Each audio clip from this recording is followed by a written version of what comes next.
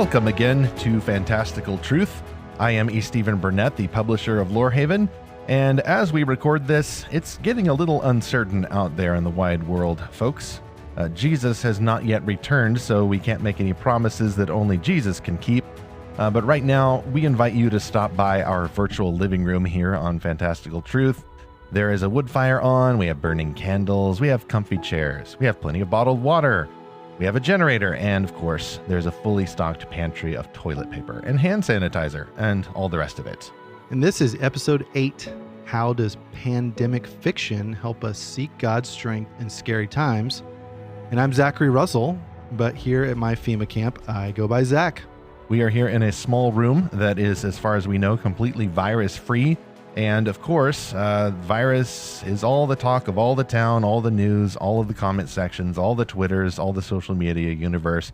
We're actually going to talk a little bit about that this time, which will come as a surprise to those of you who follow the podcast, because in our last episode, we said that we would talk about Frankie Peretti's classic supernatural spiritual warfare thriller, This Present Darkness.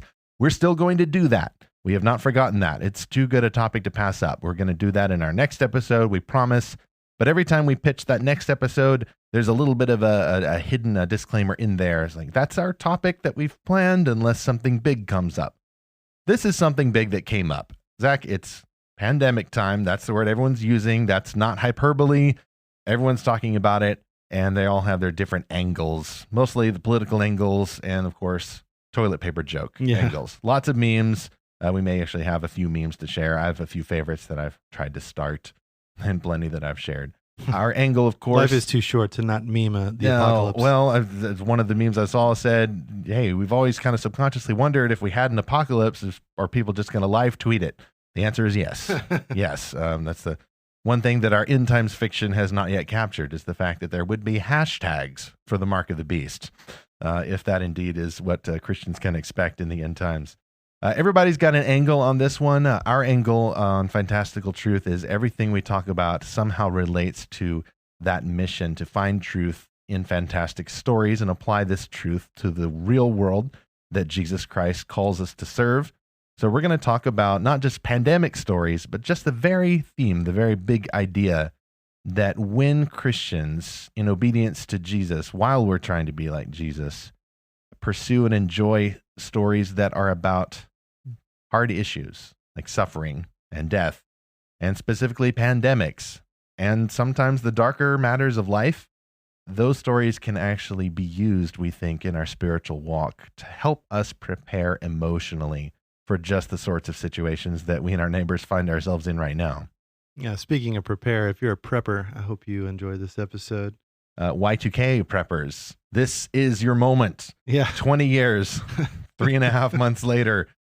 So today we're going to talk about a few movies that deal with pandemics, but we're also going to focus on Tosca Lee's book, The Line Between.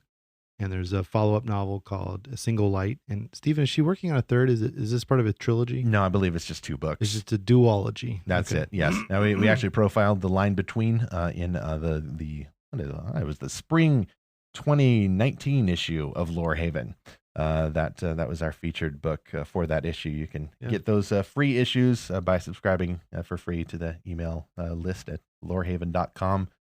Frightening stories like that one helps us subconsciously prepare for the worst. It also helped, at least I remember, Zach, you remember September 11th. Like some of our listeners may not remember September 11th, but at least emotionally, I felt maybe better prepared for September 11th just because I'd been reading, well, a lot of end times fiction at the time, specifically the Left Behind series. So, we'll talk about that. Yeah, we will. Yeah, that's it's an interesting feeling. Like I wasn't thinking like, oh, this is the end times, but maybe I was subconsciously prepared.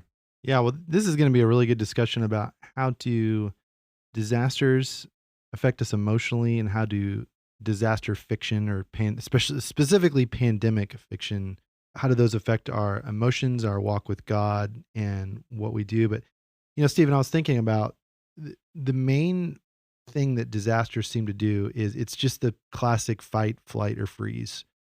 We either panic and we fight our way through Costco to the toilet paper aisle, or we sort of just give up and say, we're all just going to die now of corona.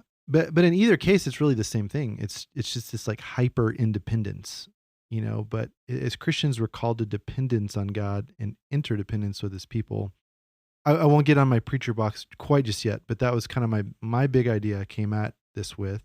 But first, before we jump into Tosca's book and some other stories, Stephen, did you see this article on Spec Faith I sent you from it was about 2.5 years ago? Oh, the one, September 2017. You actually brought that up. I had not seen that one. We actually need to be sharing that one. Speculative Faith, by the way, is the blog from which the Lorehaven project is sprang. It's still going as part of that ecosystem of portals at lorehaven.com. So this article is called Down with Sickness, and it's by Mark Carver. And he wrote this well before coronavirus was on anyone's mind. He was writing about the TV adaptation of The Strain. That's a vampire show. We won't get into that as much, but the different thing about that show is that it's the vampires, whatever, spread by a virus. So Mark said, it's, quote, "It's interesting how the biggest threat to human existence rarely gets news coverage. It's not North Korea or global warming or white privilege. It's disease," end quote. And Mark talks about how the Spanish flu, SARS, Ebola, those kind of, quote, epidemics remind us that the threat is always at the gate. And with more than 7 billion people on the planet, the opportunity for rogue viruses to find abundant hosts increases every day.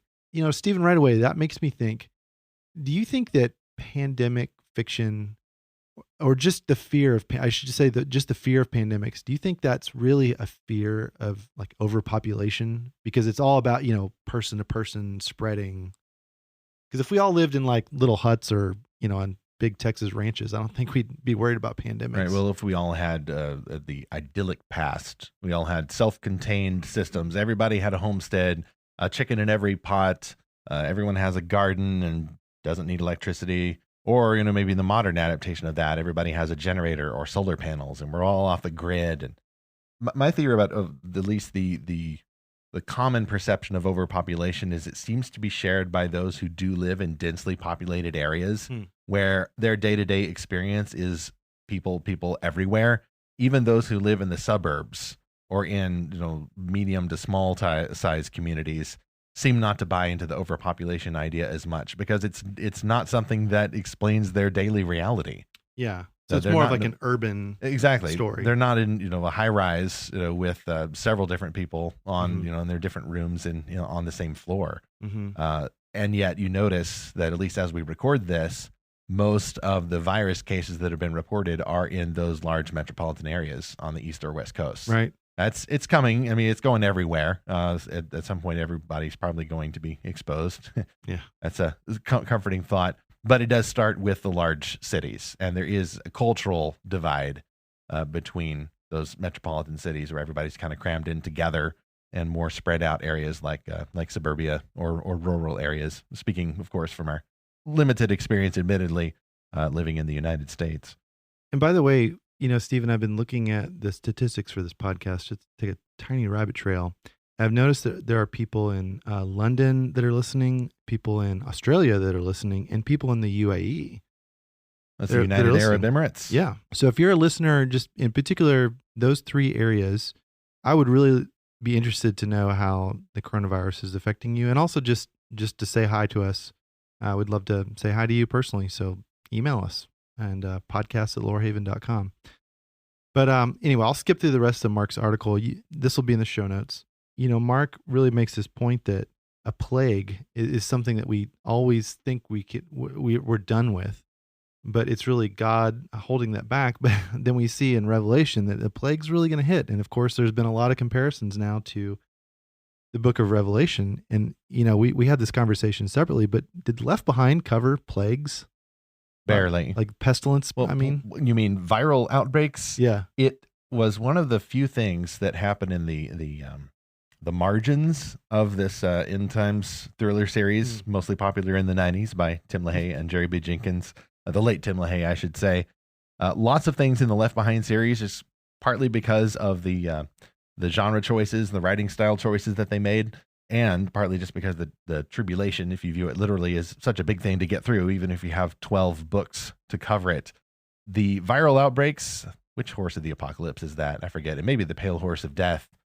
That the black refers horse to that. The black horse. Or am I just thinking the black plague? I don't know. The One red of horse is war. That's right. There you go. The white horse is either the conquering Antichrist, or even some people believe Nikolai. that it's actually Jesus. It's like that's one interpretation anyway. But then there's a pale horse and a black horse of death. The pale horse might be famine, wants, plague. Okay, so it all kind of goes together. Yes. Especially if we get this wrong from memory, we will have that in the show notes as well. Either way, in the fiction, you had a greater chance of being poisoned by the Antichrist personally than of catching the common cold. He likes that. Things like diseases and even the seasons of the year were not necessarily a high priority given the creative choices that they made in that series. So as we talk about some movies and books here, Stephen, the three things that I wanted to explore was what is the message of these stories, and where's the hope, or is there hope? And then kind of what's the call to action? You had brought up Rise of the Dawn of the Planet. So I always make fun of the title because I just can't remember it. They seem to come out of order. Yes, I believe the first one is Rise of the Planet of the Apes. Yes, I actually have the whole series now, that trilogy on Blu-ray disc now. So I should know this, especially because I just watched that first film for the second time. But I believe the first one is Rise of the Planet of the Apes, and then it's Dawn of the Planet of the Apes, and then it's War for the Planet of the Apes, which has nothing to do with the older movies, which I've not seen.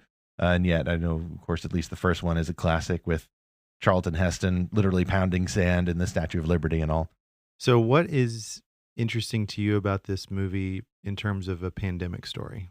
The themes of humanity. Caesar, the chimpanzee who gets turned super intelligent by an experimental drug developed in part by a scientist played by James Franco. Caesar is the hero of the trilogy.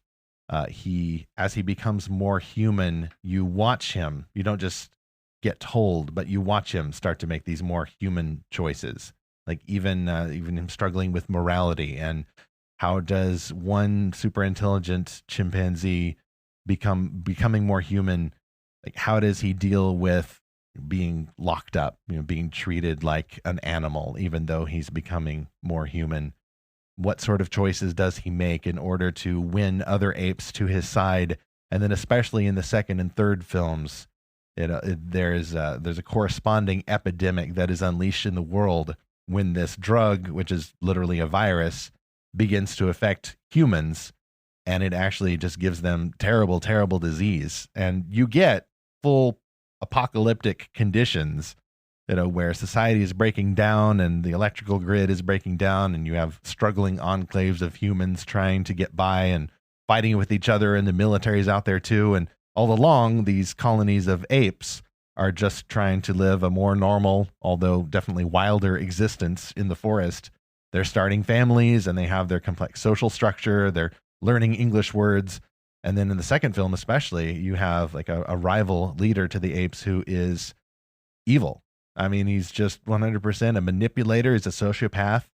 And the theme of that story is what do people do to try to come together, overcome their differences, and live in harmony with each other despite the threat of this disease and the threat of evil that threatens even more to take over as a contagion. And then in the third film of that series, War for the Planet of the Apes, that is also a great story about that age-old struggle of vengeance and anger, when you've been wronged, and just that disease that really is treated like a disease of sin that affects these different cultures, apes and humans. It's a talking animal story for grown-ups. It really is. Yeah, it's like the Jungle Book, except with AK-47s and whatever. Oh yes, I mean, you got a chimpanzee on horseback shooting a machine gun. That was pretty awesome. Like when I saw that in the trailer, I'm like, I'm seeing this movie. What's the best kind of story where you've got that popular level appeal? You just kind of sit back and think nothing except that is so ridiculous that it's awesome. It's kind of like those overdone political shirts I've seen, like with Ronald Reagan on a Velociraptor shooting a rocket launcher. Yes, exactly. Okay, so the Simian Flu was sort of an accident, right? Because it was caused when so it goes back to, it's been a while since I've seen this movie. So it goes back to Caesar being injected with this drug that they're using to cure Alzheimer's. And they're trying to, yes. Yeah. And then and by the way, listener, I'm Don't worry about my health. I'm clearing my throat because it's allergy season now. Either that or we'll be dead by the next podcast. We just wrapped him up in toilet paper and wheel him out of the studio on a cart. So the Simian Flu is an accident brought about by this experimentation on Caesar. And other apes, yes. Yeah. Well, it's also a result of neglect and profiteering by the genetics research company. So it's kind of a very strong cautionary tale of, man was not meant to meddle, as well as, some exploration of the possible corruption of the profit motive and the medical establishment. So that gets us to the message of that film. Every film has a moral, the story, whatever. Every story has a moral. Would you say the message in the new Apes movies is that science is bad? I would not say that. No, it's more about humanity. I mean, it's exploring human nature through the venue of talking animals, but actual humans as well. I mean, you actually had to think a moment and realize, okay, that first film especially, like it really did have a very subtle man was not meant to meddle, don't play God message, but it's not so much about that.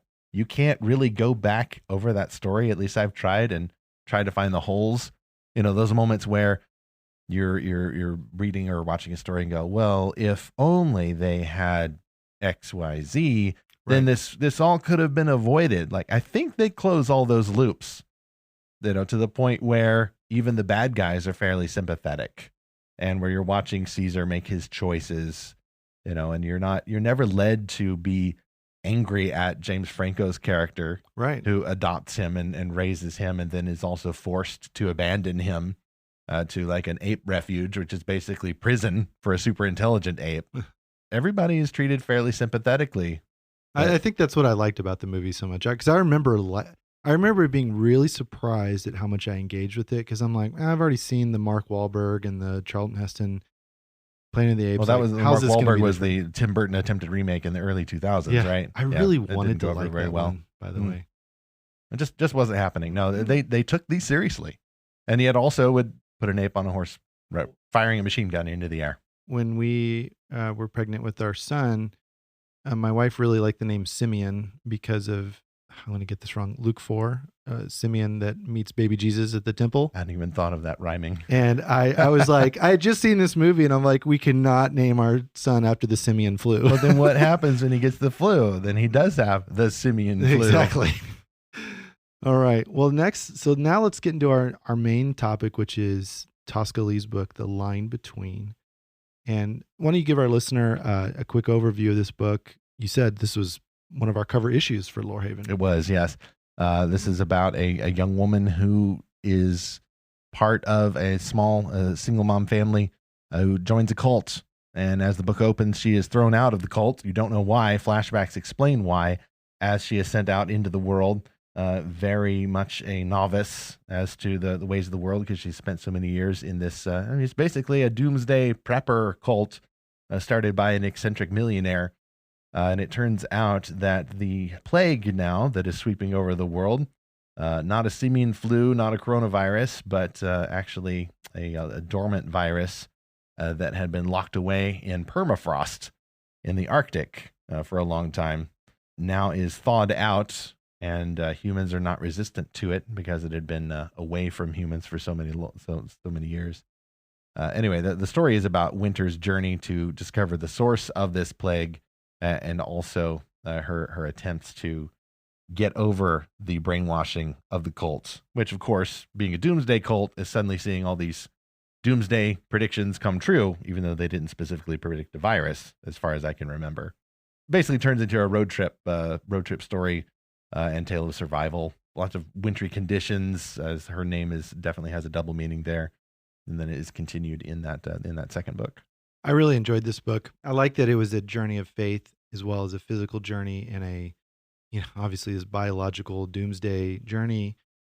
Like you said, it starts off with her getting kicked out of this cult, and the cult had warned about all this stuff happening. So then the whole book, she's wondering, well, was the cult right?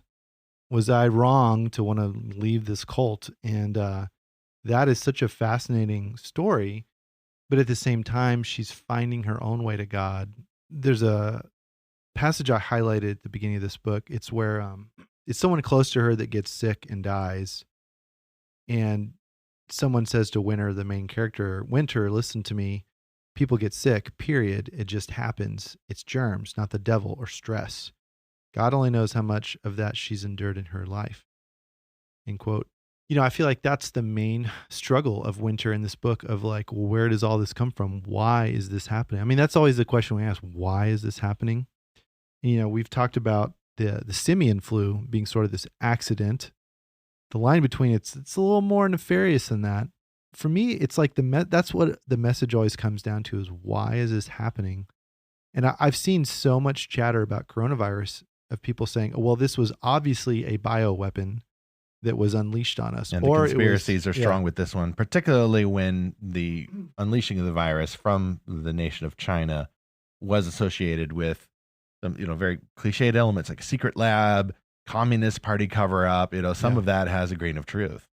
Right. And then recently a headline was that some official with the Chinese army said it was actually an American bioweapon that they brought over here to study, and then they released it, and then now Russia and Iran are also promoting their own bioterror theory. So it's just like, what is even happening? It's almost pointless to debate whether it is or not a bioweapon. The more interesting thing to me is the information war that's going on. Well, it's fascinating that people want to pin the blame on someone, whether it's the presidential administration, past or present, or whether so-and-so had organized the government to be ready for these responses, or whether such and such a nation is actually secretly unleashing these things as a bioweapon. At best, I see all of those theories as an attempt to imagine that we have some sort of control over this. Well, if I can identify where this came from, sitting in my basement, reading the comments on the internet, then I will feel like I have control over it. And even some of the runs on toilet paper and all of that, or joking about those things, deep down, we want to have that sense of control. I don't understand what's going on. I don't feel in control. This is not normal. This is interrupting my routine. I have to cancel my trip. My schools are getting canceled, all of that. But if I can blame someone or understand something, then I will have that illusion that I'm actually managing something. And particularly if you're trying to go onto social media and police the language about whether we're calling it coronavirus or the Wuhan plague, or whether or not blaming the Chinese for it is actually racist.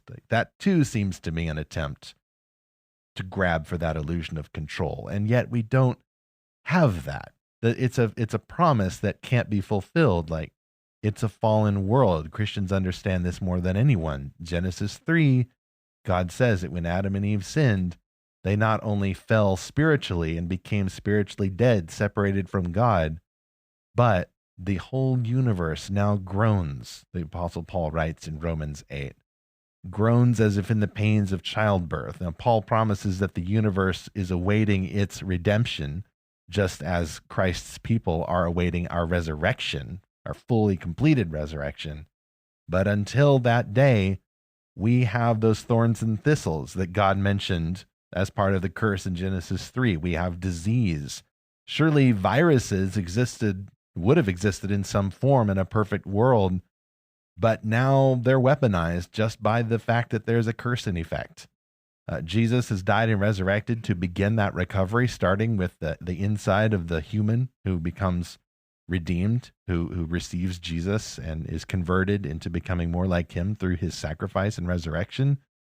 But until then, we are going to struggle. There will be natural disasters. There will be plagues, wars and rumors of wars, stuff that people do, but also stuff that nature does. We can't control it. We just can't. Although we should try to. And I'm glad that people are working on vaccines and the measures of trying to cancel large events and all of that. Will they work? Don't know. As the other meme says, if it works, we probably won't know it, and we'll feel a little silly afterwards for overreacting. But maybe through the overreaction, we actually make some progress. So here's what I've been thinking about with all this. I asked this question, where's the hope in this story? And what I keep coming back to with coronavirus is, what am I putting my hope in? Like you said, am I putting my hope in closing, canceling everything? Am I putting my hope in them finding a vaccine really quickly? Because I find myself, I keep doing this. I'm like, oh yeah, there's this lab in Israel now, or there's this lab at University of California, they sequenced the genome. They're getting close to a vaccine. The Mayo Clinic's going to do it. Yeah. Extra Mayo. Right. Yes. And then, but honestly, I had a wake up call yesterday when the president had a press conference and said, "Oh, we're securing funding to have 5 million tests." And then he very quickly says, not to get too political, but he very quickly says, "Well, I don't expect there to be 5 million people sick."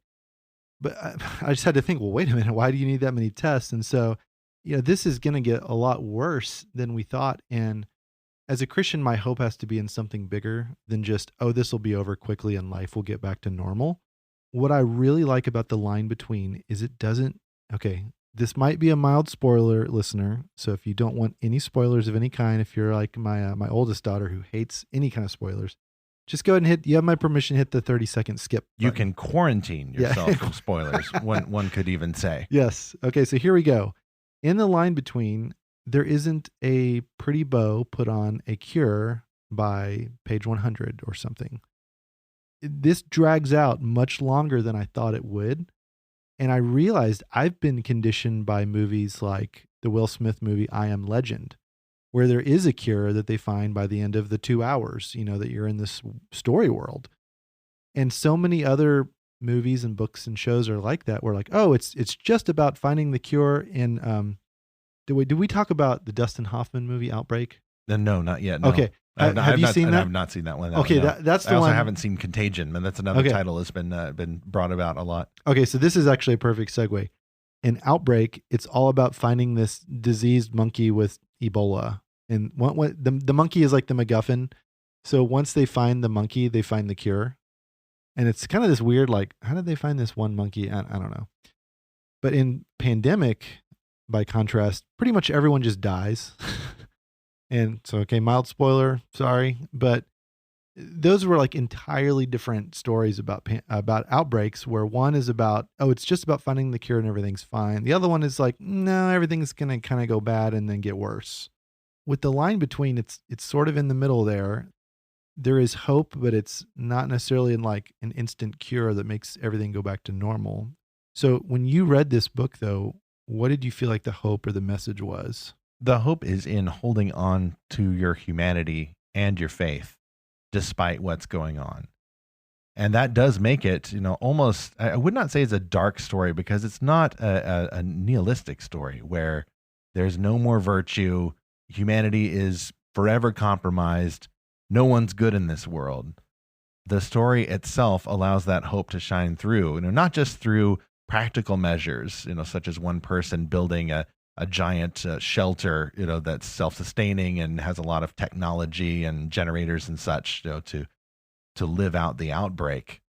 Just the very idea of people trying to help each other and showing compassion to one another, and the probably not so subtle theme of the fact that even if the world is gripped in a pandemic, yes, you might need to seclude yourself, quarantine yourself for a while, but it is a temporary measure. You do not seal yourself inside a literal or cultural bubble to avoid that contact with the outside world. Any measures like that to protect yourself are temporary, and they are for the ultimate end of getting back to human existence.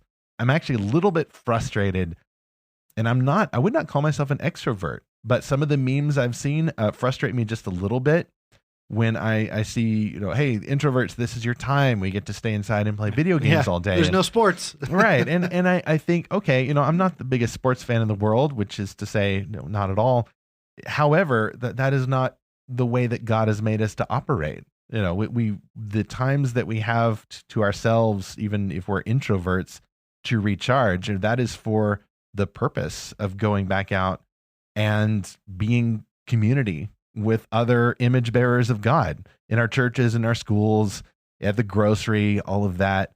And any of those safety measures they should be temporary. We should see them as, okay, I've got to do this to be safe, to be a good steward, to be wise in my choices. And because, at least all the genuinely smart people in the world, it seems, are saying, flatten the curve. We don't want to peak so high that the health system is overwhelmed. We have to try to minimize those large contact situations, cancel some events, cancel church services, all of that. I understand that. It would be foolish to think that we have to keep doing that. The The hope is that we'll be able to get through this and other crises and go back to living at least as close as we can to living like humans the way that God made us to live in fellowship with each other.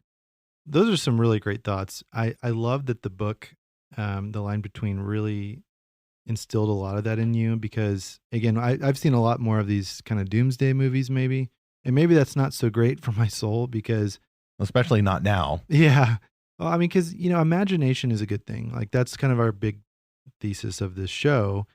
And stories help us process what we're feeling and what we're going through. But I realize what the danger is of a lot of these stories is that they don't only imagine, but they dwell on a possible world where coronavirus or Ebola just take over and God is not on his throne or he's just absent. That is exactly one of my main spiritual struggles. Like back in college, one of my roommates, John, who I had 3 of them. So John, whichever John you are, you'll have to figure this out for yourself. But John said to me, when I was going through a really tough time about something, he said, "You're imagining a world where God doesn't exist." And I've always thought about that is my primary struggle because I'm very future and oriented. I'm always thinking about what's tomorrow, next week, next month. And all too often I'm just like, oh, okay, and that's going to happen. And then God won't be there to solve that. So I really liked how the line between, it's kind of like the book of Esther, like you don't directly see God, but you can indirectly see God. Well, he is mentioned in themes of faith, sure. And like the cult is contrasted with, true religion, which is out there, somewhere. And it's not overt, but those themes are there in the story. Mm-hmm. For our listener, these are some call to action, like what can we do as Christians? Obviously read this book. We love this book. And talk to us about some books that you're reading or movies you've watched. We would love to hear your thoughts about what message you take away from a lot of these stories, because stories really do affect us and how we feel. Honestly, it's like all the Costco toilet paper madness. I'm like, or the jokes. I'm like, about them. This is like a direct fulfillment of movie prophecy, right? I feel like we've watched so many movies, like, oh, we know what to do. We got to get guns, toilet paper in our bunker. And people are being informed by their imaginations, rightly and wrongly. Yeah. So here are a couple of things, Stephen, I'd written down. I think the very first thing we need to do is worship, because we follow a Savior who touched the sick and he never got sick. And then secondly, let's look for ways that we can serve and help our neighbors. I was really put in my place where in our neighborhood Facebook group, everyone's talking about, grocery stores and whatnot. And then one of our neighbors posted, "Hey, are you someone that is over the age of 70 or immunocompromised and you're just too afraid to go out? If so, send me your grocery list and I'll go get your groceries for you." That's perfect. I'm like, oh my gosh, that's exactly what the church needs to be doing right now. So serve your neighbors, pray for revival. And this is something that one of my pastors was talking about, that don't just pray for a cure, pray for revival, because people are facing their mortality in ways that they never thought they would have to. And then finally, I would encourage you, listener, to reach out and share the gospel, share the hope that's within you. Overtly. Yes. And there is a really good tool that we're going to link to in the show notes. It's called Power Over Fear. And very briefly, there's kind of 3 major cultural operating systems. There's guilt, innocence, which is the West.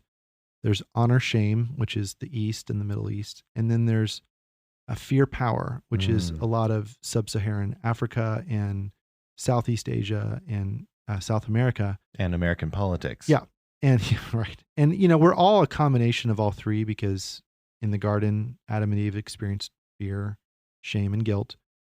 But this tool, in the language of fear and power, shares the gospel so clearly, and it's put out by Crew. So look for the link. It's a great little presentation that you can send to on an email or text message. So I also had a few other action items. First, that missional strategy sounds perfect. I'm really looking forward to looking into that myself. One thing that I've struggled with this with all the bad news going on is also swerving between the 2 extremes of either taking it too seriously, in which case I'm losing sleep, like I lost some sleep last night, or deciding to be flippant. Even some of the meme sharing and all of that can be, sort of a die merrily type response. Like, well, there's a place for even gallows humor or dark humor, I would say, but we also don't want to be so flippant that we're thinking thoughts like I was thinking yesterday, where like, I just don't want to talk about this anymore. It's just, it's so You're exhausted. Yeah. Well, that too, but also like, oh, this is so cliche. Like I'm going to the barber shop. I hope they're not talking about coronavirus. It's so cliche. And I realized, wait a minute, this is important. This is so important. And I think even as Christians, the equivalent to coronavirus that is, of course, a far more serious threat is the plague of sin. And even when I say that, I think, oh, I'm that's a Jesus joke. That's forcing Jesus or spiritual language into a conversation where it really doesn't organically arise, but it does. As you said, we face our mortality, and this is a great reminder. Like I'm not above using this to start conversations about that far more serious threat and the absolutely 100% essential solution, the gospel. The other application I have, especially for Christians who read fantasy, is in your choices, the stories that you're looking for or the nonfiction that you're looking for, always be a prepper for suffering. And maybe a literal prepper for literal events like this or storms or hurricanes, things like that. But Randy Alcorn, actually, who is a nonfiction and fiction author, he's written several books that I would recommend. One of them is called If God is Good, and it is about the Christian response to suffering. And before he even gets into his in-depth explorations of that topic from a biblical worldview, he says that, paraphrasing, he says, the time to prepare for the suffering that you will experience now and in the future is now. Like the time where you're doing very well, like that's the time to start getting that into your head and getting that into your heart, that suffering is coming. There is no spiritual formula to head it off. The only hope is that after Christ returns and or we die and Jesus remakes the world, before which we're in heaven, that's the time when we're set free from suffering. It's not going to happen until then. Until then, we have got to train for it. And so we need to be reading nonfiction. We need to be listening to good sermons, dwelling on scripture primarily. That's a warning about suffering and how we need to cling to God in the midst of that. But I'd say also we need to be reading good stories that aren't shying away from these dark topics, that aren't minimizing the suffering. I mean, sure, you can look at a Thomas Kincaid painting for a while, kind of a frequent target there, this standing in for saccharine art that's set in a world without the fall. I'm not saying don't do that. Those are very human measures as well. But we also need those stories so that our imaginations are subconsciously even prepared to expect these kind of crises. Amen. Great message, Stephen. All right. Well, I'm going to pop open the mailbag. And we have, so this is kind of a two-parter. There was a Facebook post by someone named Kaylina. I hope I'm saying that right. And she said, quote, I'm really enjoying Speculative Faith's Fantastical Truth podcast and would recommend the second episode for sure. Many salient points about the topic. What are your thoughts? End quote. And by the way, she's referencing our episode where we asked, what do we even mean when we say it's a Christian story? Oh, that was episode 2. Yes. Yes. And here's the really fun part, Stephen. There was a reply to Kaylina from someone named Jennifer. So we don't even have to reply. Yeah. It's covered. There we go. Here it is. Thank you, Jennifer. She says, quote, I thought it was very interesting. I'd never considered a Christian book to be a Christian book because the author is a Christian. For me, it was always about content. Clearly, there's a lot of confusion and differing views that may never be spoken. So thank you, Kaylina and Jennifer. Thank you for those kind comments. And then, Stephen, we have an origin story, so a fantastical reader origin story from our previous question, how did you first discover fantastical fiction? And this is from Josh S. He says, quote, I went to a private Christian school that didn't endorse much fantasy. I remember reading Encyclopedia Brown and Boxcar Children, but one day I found a book in the school library titled The Seventh Princess.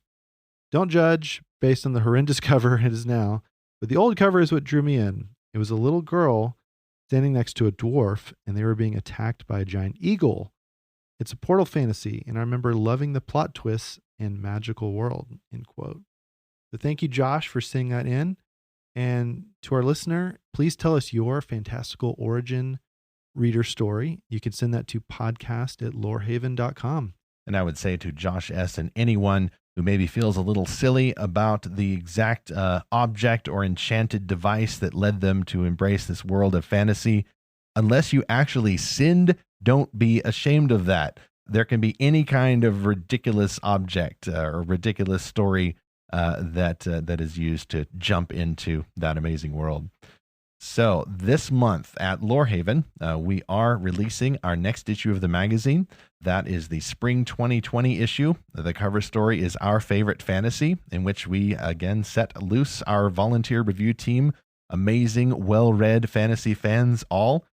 We usually have books for them to review that are made by Christians and are in fantastical genres that are submitted to Lorehaven. But this time we said, hey, go choose your own. It just needs to be a Christian author as far as we know and some kind of fantasy novel that is published. They went and they found their favorites.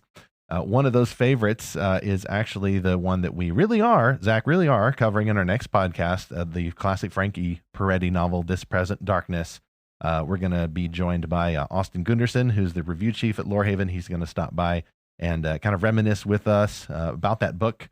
And Zach, we're going to try very hard not to give any spoilers because you have not yet read it. So that would have been this episode, but we felt it very important just to take a break, step back, calm down, talk about epidemics, our biblical response to them, and our imaginative response. We would love to get your thoughts to that. But for Lorehaven, we're still on track to release that issue this month as we're recording, March 2020. You can subscribe by going to lorehaven.com. The subscription is free. Check it out. And also send us your thoughts about any of the pandemic fictions that you enjoy, if you can say enjoy, in the ways that maybe that helps you to prepare for things like this. Thank you so much for joining us. We're really looking forward to that next episode. In the meantime, stay healthy. Try not to hoard too much, or if you did hoard, share with your neighbors. Maybe you don't need to wear a mask, but find good ways to use the time if you end up having to go into some kind of temporary seclusion. Read that next issue, go back, check out some of our previous episodes, and of course, continue to join us on this eternal mission to seek and find fantastical truth.